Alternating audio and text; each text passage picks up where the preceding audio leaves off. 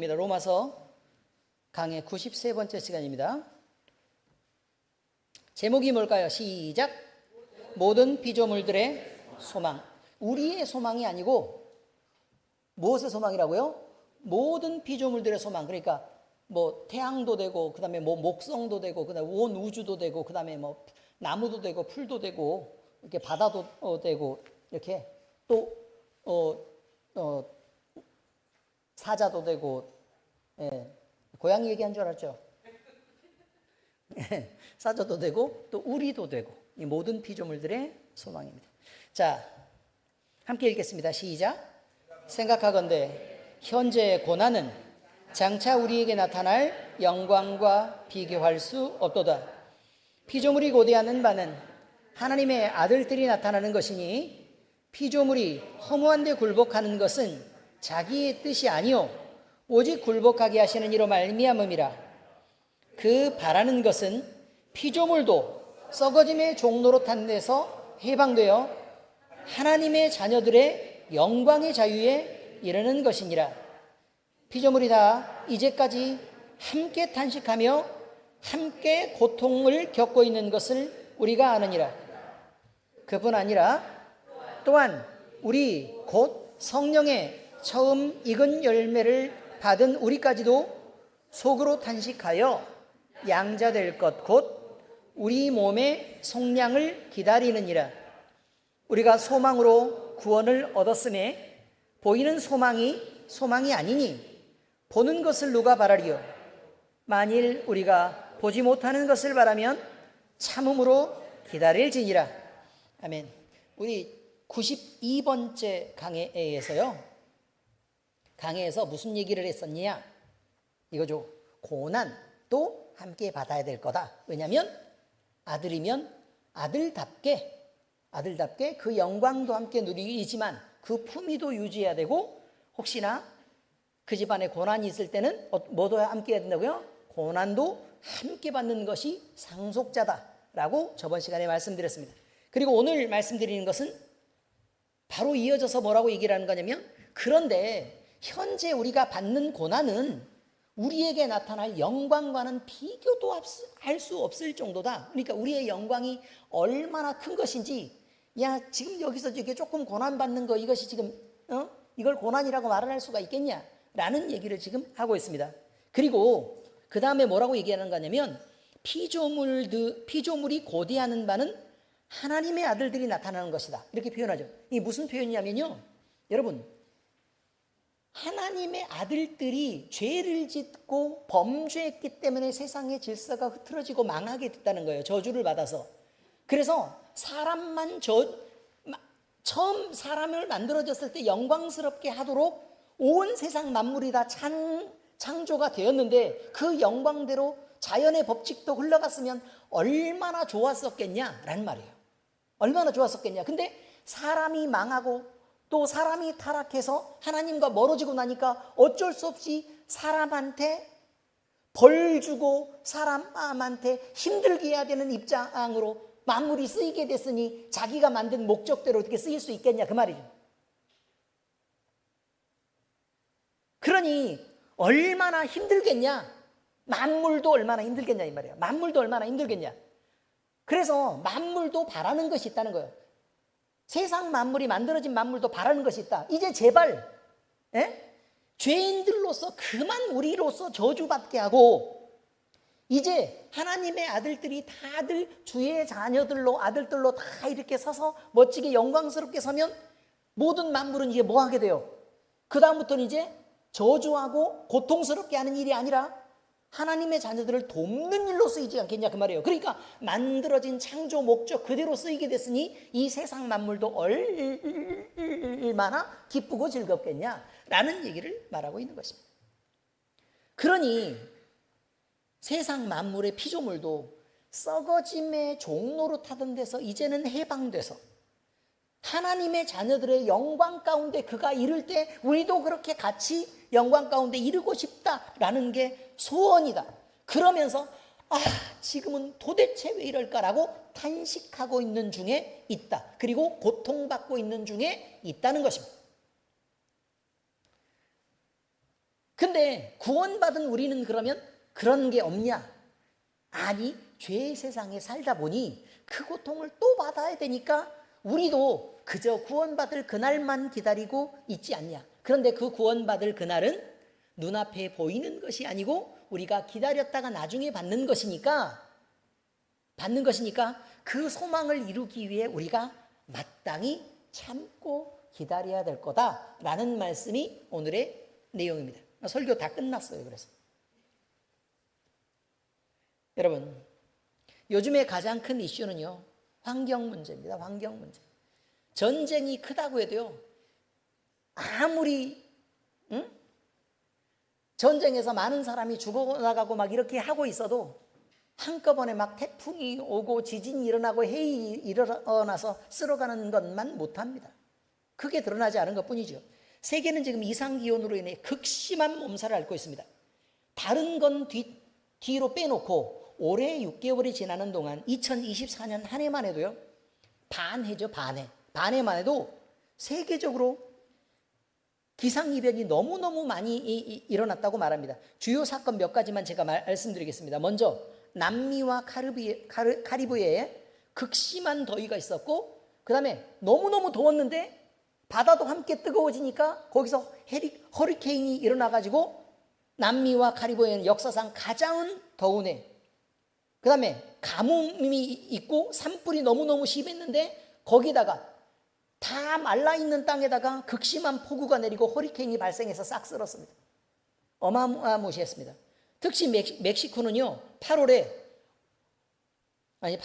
아니고, 그러니까 어쨌든 51.4도를 기록했대요.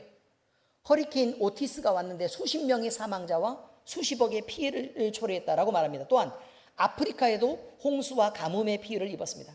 남부 아프리카는요, 엘니뇨로 인해 가뭄과 홍수로 큰 피해를 입었고, 케냐에서는요, 홍수가 났는데, 케냐가 어떤 땅입니까, 여러분? 케냐에 점프하는 거 이거 알아 몰라요? 점프하는 거 몰라요? 마사이족이 케냐 사는 거 아닙니까? 아니에요? 아니 말고요. 어쨌든 케냐는 숲이 우거진 땅입니까? 아니면 사막이랑 막 이렇게 평야가 쫙 펼쳐진 것입니까? 물론 숲이 있는 곳도 있지만 사막과 평야가 굉장히 많죠. 그런데 거기에 가뭄이 오고 홍수가 났습니다. 그래서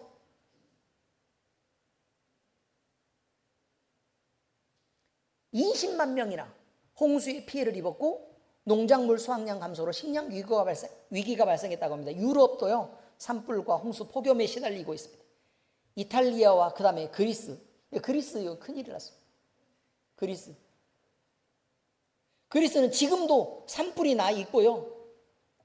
그 다음에 더위가 있는데 저번 주에 5명 죽었습니다. 더워가지고 5명 죽었는데 어쨌든 체감온도 50도를 넘어갔다고 지금 얘기합니다. 거기를 보내야 됩니다. 전사님, 스페인에도 극심한 가뭄과 홍수가 있었습니다. 아시아에도 폭우와 홍수로 큰 피해를 입었습니다. 특히 막 두바이 이런 데 공항이 다 잠기고 그랬죠? 공항이 다 잠겼습니다. 인도, 파키스탄, 네팔에서는 최근 대규모의 홍수가 발생했고, 미얀마, 홍콩 기록적인 강우를 겪었습니다. 북미 대륙도 미국, 멕시코, 그 다음에 캐나다 이쪽으로 엄청난 산불이 났고 기상이변이 있어서 어저께 날씨가 낮 기온이 33도, 오늘 갑자기 비가 오다가 주먹만한 우박이 떨어져서 난리가 났고, 그 다음 날 26도, 이렇게 왔다 갔다 하는 지금 상황에 있습니다. 여러 지역의 홍수, 그 다음에 재난, 북극의 해빙, 이 모든 것들은 일상적으로 일어나던 한계를 벗어난 기상이변이라고 다들 얘기합니다. 자연으로부터 당하는 이런 모든 피해의 원인에는 그럼 누가 있었느냐라고 곰곰이 따져보게 됩니다. 그러면 누구라고 밖에 말 못해요. 인간이 저지른 짓이다 라고 말할 수밖에 없다는 것이에요. 인간은 하나님으로부터 부여하신 자연을 다스리는 그 자기의 역할, 자연을 다스리는다는 것은요, 관리하는 걸 말합니다. 다 잡아먹는 걸 얘기하는 게 아니고, 예를 들어 여러분 농사를 짓는다. 그럼 땅을 다스리는 거죠. 그럼 땅을 망치도록 한 해만 뽑아먹고 맙니까? 아니면 땅에다가 막 이렇게 퇴비도 주고 그래서 그 다음에를 기약합니까? 그 다음에를 기약해야 되죠. 이게 관리입니다. 이게 관리라고요. 자, 그 다음에 그럼 회사를 운영하는 사람이 있습니다. 관리자가 됐다. 이 말은 그러면 하루하루 딱 일만 열심히 하게 해가지고 지금 당장 보이는 돈만 싹 뽑아먹고 중간에 회사 망하고 나르자.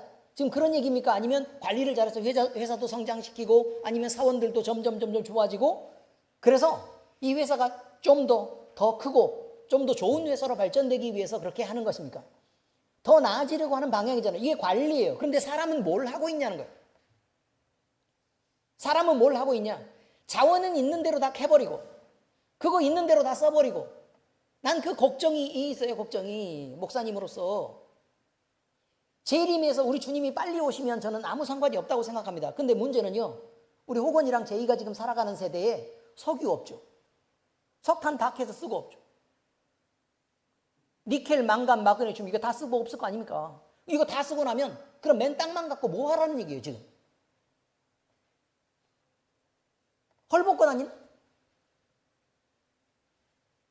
석유로 옷 만드는데 그렇지 않습니까?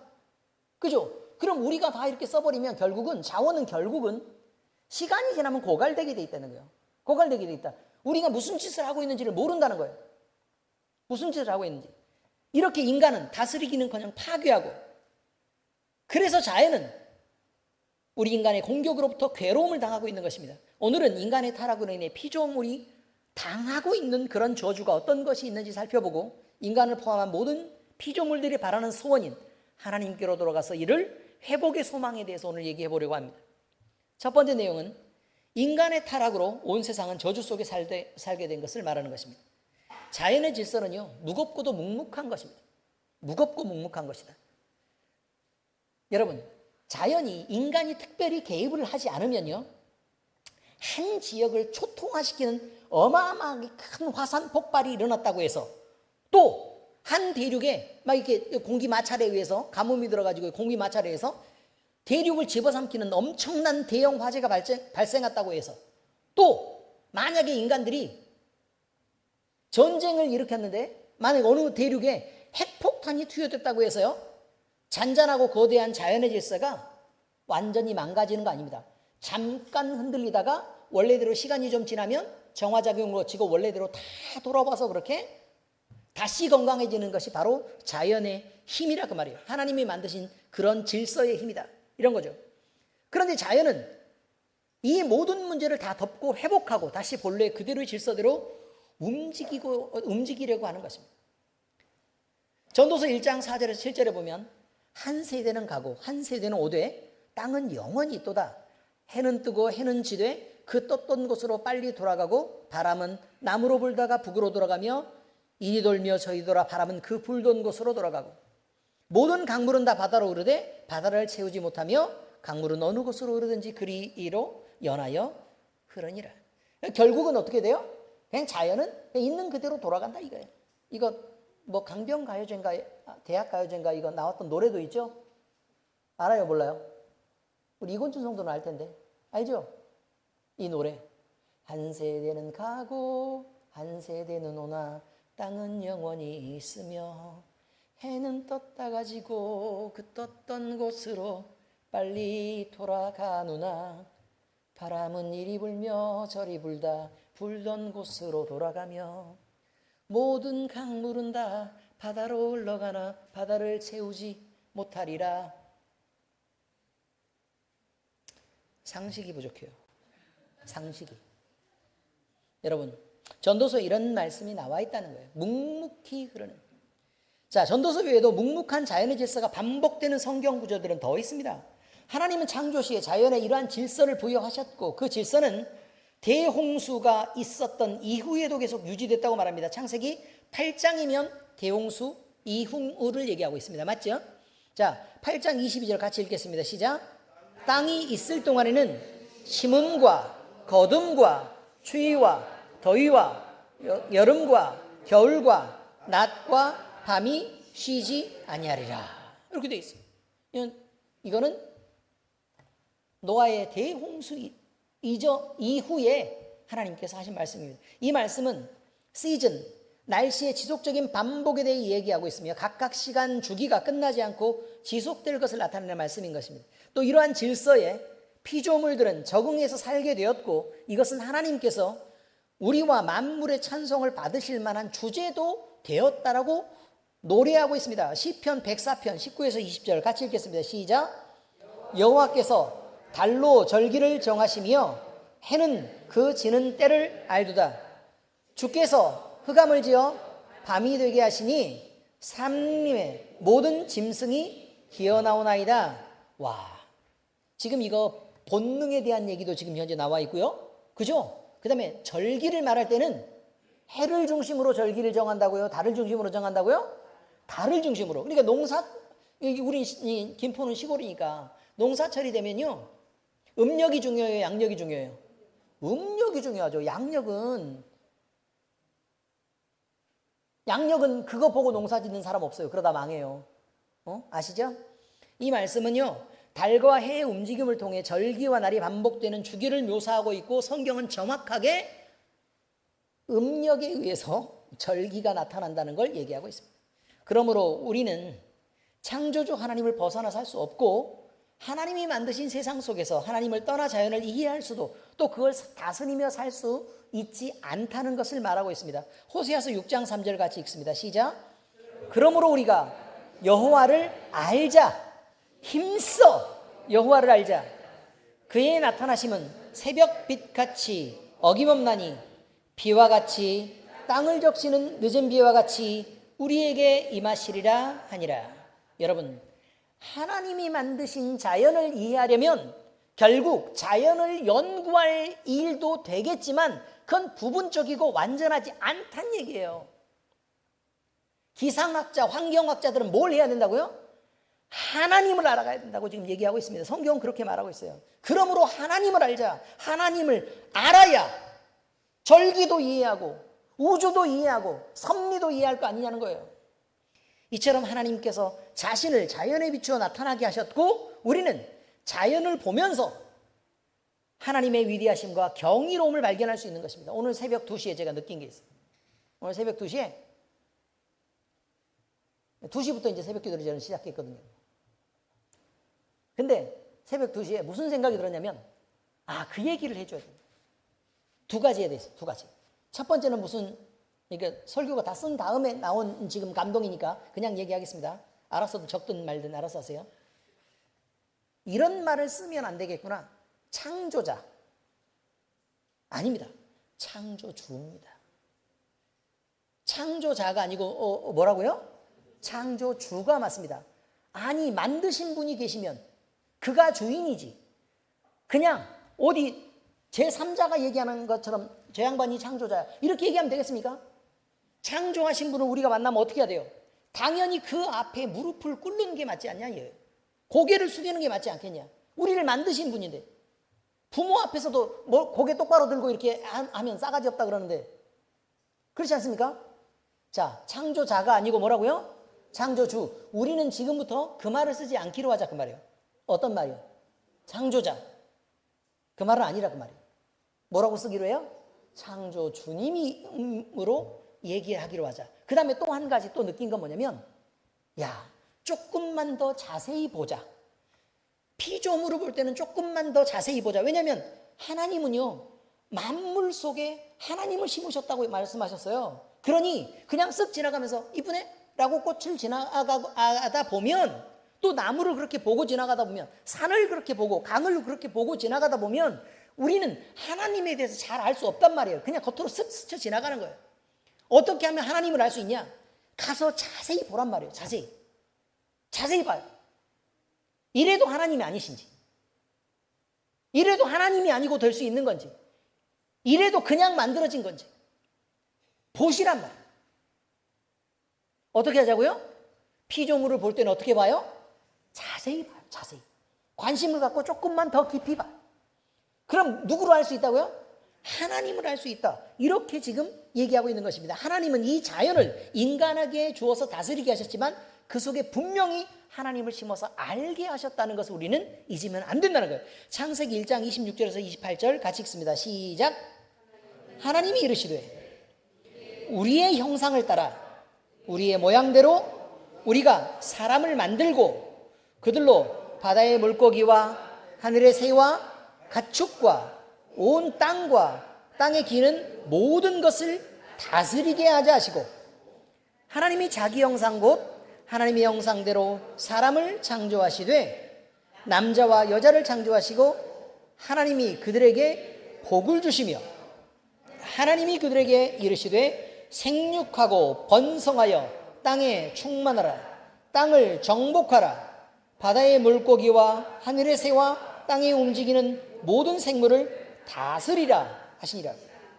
여기서 정복은 짓밟고 황폐화시키라는 얘기가 아니에요. 그 뒤에 나와 있는 다스리라 라는 말에서 나와 있는 것처럼 잘 관리해서 모든 것이 자연스럽고 또 모든 것이 복되게 그렇게 하라 라고 말씀하시는 것이 하나님이 그들에게 복을 주시며 말씀하시기를 이렇게 하셨다 이거예요. 망치라고 한 일이 아니라 이 말이에요. 그런데 이 자연이 요동치고 있습니다. 지구상에 현재 일어나고 있는 온갖 난리와 소문은 인간이 받은 저주와 무관하지 않습니다. 이 저주가 무엇이냐? 창세기 3장 17절에서 19절입니다. 시작. 아담에게 이르시되 네가 네 아내의 말을 듣고 내가 내게 먹지 말라 한 나무의 열매를 먹었은즉 땅은 너로 말미암아 저주를 받고 너는 내 평생에 수고하여야 그 소산을 먹으리라. 땅이 내게 가시덤불과 엉겅퀴를 낼 것이라. 내가 먹을 것은 밭의 채소인즉 내가 흙으로 돌아갈 때까지 얼굴에 땀을 흘려야 먹을 것을 먹으리니 내가 그곳에서 취함을 입었음이라. 너는 흙이니 흙으로 돌아갈 것이니라 하시니라. 여러분 저주를 받게 된 것입니다. 저주를 받게 된 것. 저주를 받게 된 것. 목사님은 은퇴가 있습니다. 몇 살이에요? 70세. 장로님도 은퇴가 있습니다. 몇 살이라고요? 70세입니다. 권사님도 은퇴가 있습니다. 몇 살이요? 70세. 남편은요? 없다고 말합니다. 여기에. 내 평생에 수고해야 그 소산을 먹는다고 지금 얘기를.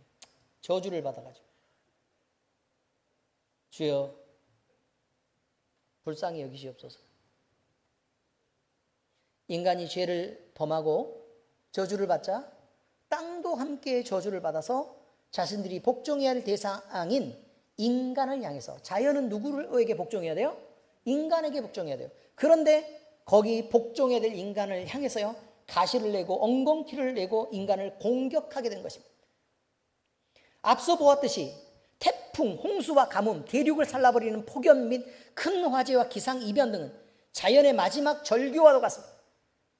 인간이 죄악됨으로 인하여 받아야 될 저주의 몫은 사람뿐만 아니라 땅과 자연에도 그대로 반영되었고 인간을 포함한 모든 피조물은 하나님을 잃어버린 채로 고통 속에서 표류하며 살고 있는 것입니다. 어느 방향인 줄 모르고 살고 있습니다. 이것이 피조물이 당하는 고통입니다. 누구 때문에요? 죄를 범한 인간 때문에 당하는 고통이라는 거예요.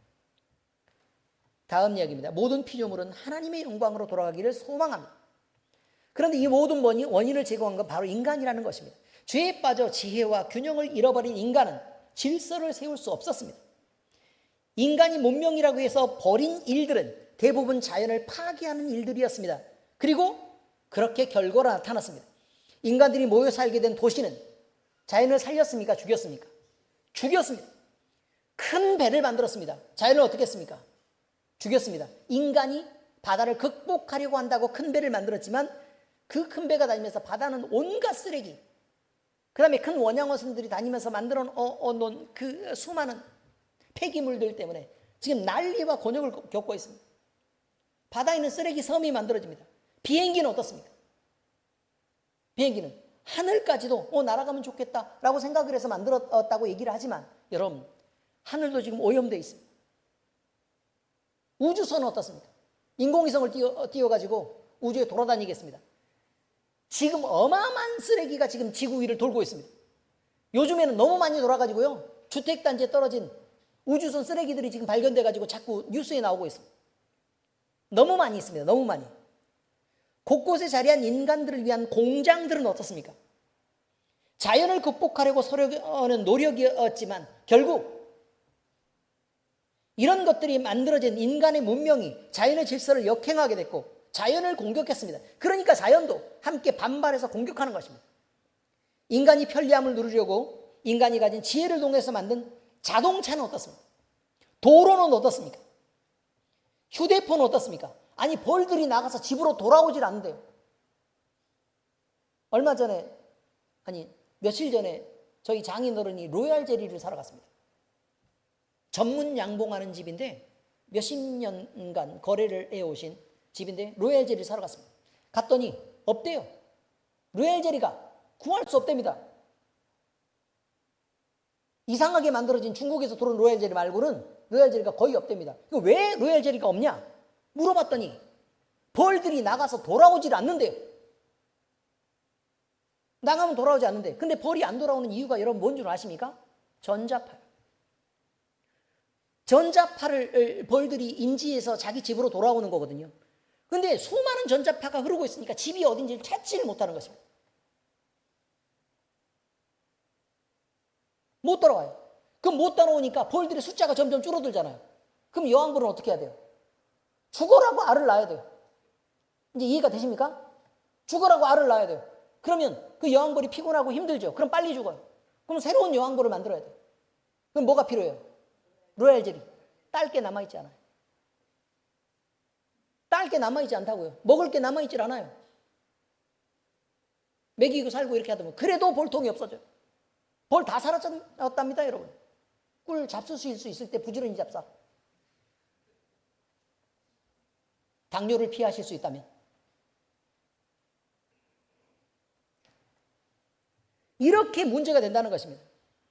또 인간이 편리함을 누리려고 만든 전자제품과 화학제품, 샴푸, 화장품, 세제, 미세 플라스틱 문제를 만들었습니다. 세제와 비닐, 또 각종 무기, 또 여러 가지 교통수단 등 문명의 이기들은 결국 지구온난화와 지구 오존층의 파괴, 지구 전체의 전자파 문제와 밤이라도 너무 밝은 빛의 과다의 문제를 만들었고 우리도 알 수 없는 환경 호르몬과 바다에 가득한 플라스틱과 미세 플라스틱 문제를 만들었습니다. 이것이 이 시대에 인간이 만든 바벨탑인 것입니다. 사람이 높이 쌓아서 우리가 우리를 위해서 흩어짐을 면하자, 우리가 우리를 위해서 살자라고 얘기해서 하나님 없이 사람이 문명을 만든 이 바벨탑이 결국 사람을 망하게 하고 있는 것입니다. 인간이 필요하다고 해서 사용한 에너지가 그대로 환경 파괴를 일으켰습니다. 질서와 통제를 잃어버린 지구는 더 이상 인간에게 좋은 것들만을 제공하지는 않습니다. 자연도 고통을 당하고 우리도 고통을 당하는 이것은 죄되고 균형을 잃은 인간이 얼마나 통제 없이 자기들만의 이기주의를 주장하며 하나님이 만드신 질서를 파괴해가고 있는지를 보여주는 명백한 결과인 것입니다. 그런데 우리는 이제 소원하고 있습니다. TV 프로그램 중에서 남자들이 많이 보는 프로그램이 뭐래요? 자연인, 그거 많이 본대요. 자연으로 돌아가고 싶다. 응? 물론 집에 늘 부인이 있어서 그런 것은 아닐 것입니다. 자연으로 돌아가고 싶다. 여러분, 우리 피조물들은 소망합니다. 그것은 하나님이 만드신 세상에서만 누릴 수 있는 본질과 회복, 평안입니다. 인간들이 다스리며 자기 스스로 위로받고 풍요를 누려야 할 자연으로부터 위협과 공격을 받고 괴로워하고 있는 것이기 때문에 이제는 자연이 원하는 대로 우리도 거기 묻어서 한번 가보자 라고 얘기하는 게 자연인 아닙니까? 여러분, 괴로움을 받고 힘들어 있는 자연은 이제 회복되어야 됩니다. 그러므로 인간들이 하나님의 회복을 바라는 것처럼 자연 역시 하나님으로 충만한 그 세상이 되기를 바라고 그 영광으로 회복되기를 원하고 있습니다. 그 방법은 바로 하나님의 아들들이 나타나 죄의 세상이 하나님으로 충만해지고 하나님의 지혜로 성장하고 그 하나님의 지혜를 통해 이 자연을 다시 만나기를 바라고 있는 것입니다. 이해하셨습니까? 이제 말씀 적용입니다. 소망이 크고 간절할수록 더욱 참음으로 기다려야 됩니다. 소망을 품는다는 것은요, 우리 인간에게 매우 자연스러운 것입니다. 희망 없는 인생이란 정말 절망입니다. 우리 모두는 더 나은 미래를 꿈꾸고 하나님께서 주시는 축복을 바라며 살아갑니다. 그러나 그 소망이 크면 클수록 우리에게 요구되는 인내 또한 크다는 것은 누구나 공감하는 바입니다. 더 좋은 것을 얻으려면 너 더 열심히 공부해라고 애들 가르칩니까? 안 가르칩니까? 그만 놀고 더 열심히 공부해라고 말합니다. 너 건강한 몸을 얻고 싶으면 어지간히 먹어 라고 얘기해줘. 그만 좀 누워있고 운동 좀 해 라고 얘기해요, 안 해요? 소망이 있으면 여러분 거기에 따라 우리가 해야 될 일도 더 많은 것이다 라고 말하고 있습니다. 오늘 본문 말씀을 통해 우리가 알 수 있는 것은요, 우리가 구원을 소망으로 얻었으므로 보이는 소망이 아니기 때문에 보지 못하는 것을 바라면 참음으로 기다리라고 말한 것입니다. 이 말씀은 우리에게 귀한 교훈이 됩니다. 우리는 보이는 것을 기대하는 것이 아니라 보이지 않는 것을 바라보며 소망을 품고 기다리고 있는 것입니다. 이 세상에서 자연 나아지는 것은 그냥 피조물이니까 그냥 그렇다 치지만 이거는 일부에 불과한 것입니다. 자연 속의 모든 것을 자연에 맞춰서 해결하라고 얘기하는 것이 아니라 하나님으로 가득 차고 하나님으로 충만한 세상이 이 자연도 고통받지 않게 하는 방법이라고 지금 말하고 있는 것입니다. 그러므로 여러분, 우리는 우리가 바라는 이 소망이 하나님께서 주시는 선물인 것을 알아야 됩니다. 하나님과 분리된 소망이란 의미가 없는 것입니다. 소망은 단순한 기대하는 것과는 좀 다른 것이죠. 우리를 향한 하나님의 계획과 약속에 대한 신뢰가 있어야 그 소망이 있는 것이지, 그냥 내가 나는 뭐 갖고 싶어, 뭐 먹고 싶어, 뭐 되고 싶어 하는 것들을 소망이라고 말하지는 않는다 그 말이죠. 하나님을 향한 계획과 그 약속에 의지해서 만들어지는 이것을 소망이라고 얘기하고, 주님을 신뢰함으로 하나님과 함께 연합해서 주님과 함께 걸어가는 길에서 얻어지는 것이 바로 소망의 결과입니다. 하나님은 우리에게 그래서 믿음을 주시고 그 믿음을 통해 소망을 갖게 하시고 그 나라를 바라보게 하셨으며, 그 소망을 가진 자들이 교회로 모이게 하셨고 또 함께 모여서 인내하는 삶을 살게 하셨습니다. 그래서 교회에 있는 사람들은 말을 함부로 하면 안 됩니다. 왜요? 바라는 소망이 크면 클수록 말을 아껴야 되고 하고 싶은 거 다 하고 살지 말라고 얘기하는 거예요.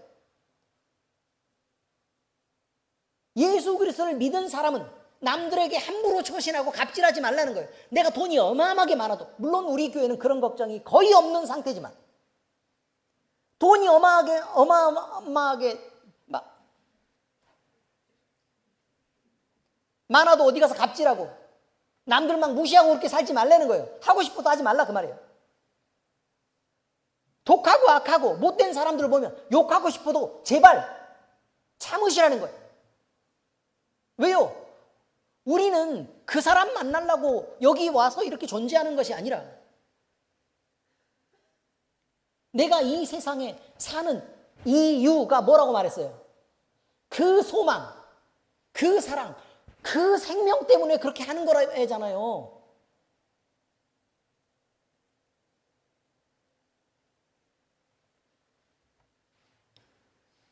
그래서요, 교회에 모인 모든 사람들은 절제하고 남을 높이는 삶을 살아야 되는 것입니다. 또 하나님을 높이는 삶을 살아야 됩니다. 사랑으로 연합해서 하나가 됩니다. 우리의 삶에 이런 방향과 정확한 목적이 정해져 있을 때 우리는 현재의 삶을 어떻게 살아야 되는 우리의 애티튜드가 정해집니다. 우리의 태도, 굉장히 중요한 것입니다. 이러한 그리스도의 삶에서 인내는 소망을 완성하는 도구가 됩니다. 소망을 완성하는 도구는 무엇일까요? B? 뭐라고요? 인내. 이사야서 40장 31절 말씀을 보면 여호와를 앙망하는 자가 얻게 될 새 힘에 대해서 말씀합니다. 자, 이사야 40장 31절 같이 읽습니다. 시작. 오직 여호와를 앙망하는 자는 새 힘을 얻으리니 독수리가 날개치며 올라감 같을 것이요 다른 박제라해도 곤비하지 아니하겠고 걸어가도 피곤하지 아니하리로다. 이렇게 되어 있습니다. 여러분, 주님을 바라보고 주님께 가까이 붙어 있어야 새 힘을 얻습니다.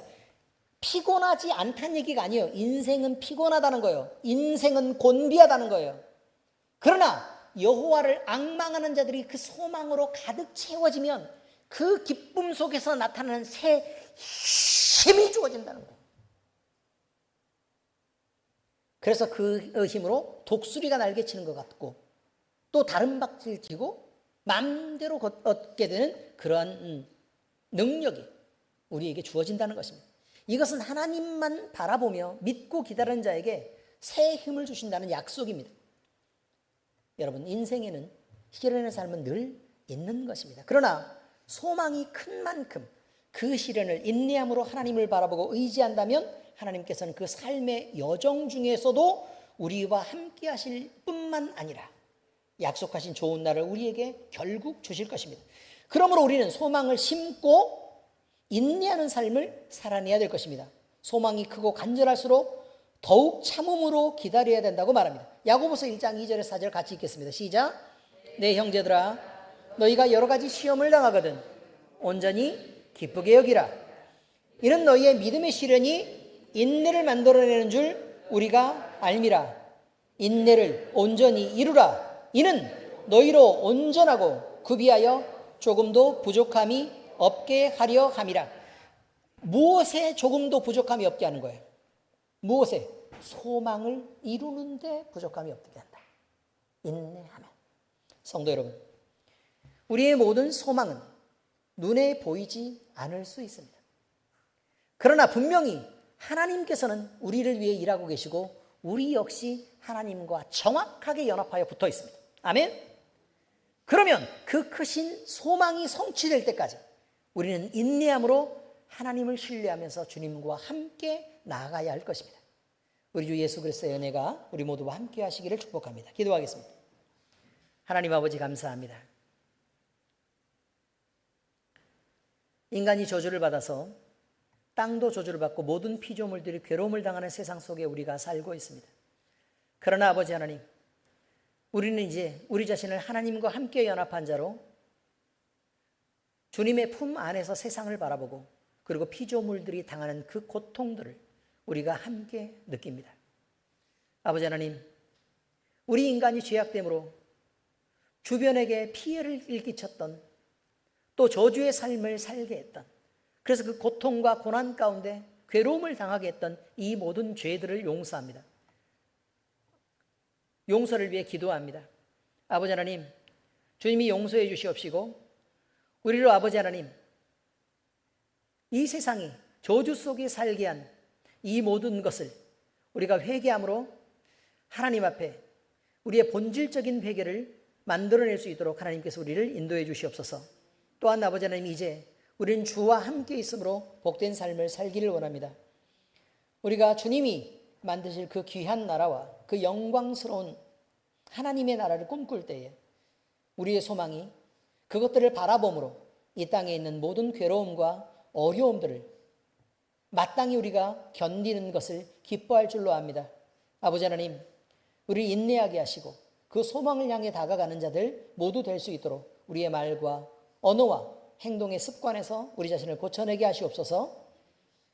우리의 삶을 통해 또 우리의 본질적인 태도의 변화를 통해 하나님께서 영광 받으시고 우리가 아버지 하나님 결단함으로 주님이 기뻐하시는 삶을 살게 하시옵소서. 살아계신 우리 주님 예수 그리스도의 이름으로 감사하며 기도합니다. 아멘.